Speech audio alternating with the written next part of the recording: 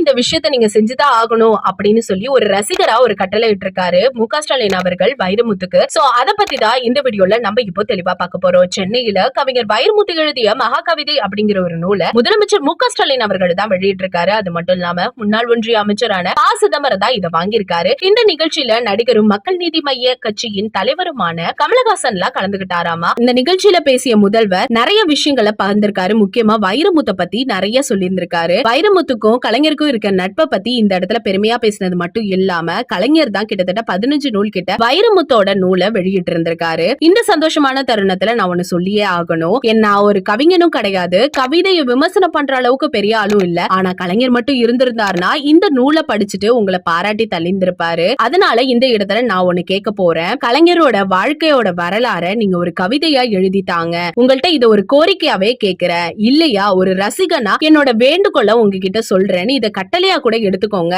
அப்படின்னு ரொம்பவே அழகா சொல்லியிருந்தாரு. தொடர்ந்து பேசிய அவரு கவி பேரரசு வைரமுத்து எழுத போற எல்லா நூலையுமே நான் தான் வெளியில இடணும் அப்படிங்கிற ஒரு வாய்ப்பை எனக்கு கொடுங்க அப்படின்னு அவர்கிட்ட கேட்டிருக்காரு. அது மட்டும் இல்லாம இவரோட படைப்பா இருக்கட்டும், புத்தகத்தோட தரமா இருக்கட்டும், எல்லாத்துலயுமே பார்த்து பார்த்து கண்ணும் கருத்துமா அவர் வெளியிடுவாரு. இந்த வகையில இவர் வெளியிட்ட மகாகவிதை அப்படிங்கிற ஒரு நூல் ரொம்ப சிறப்பு அம்சத்தோட இருந்துட்டு இருக்கு. இதுல ஐம்பூதங்களை பத்தி ரொம்பவே அழகா கவி பேரரசு சொல்லியிருந்திருப்பாரு.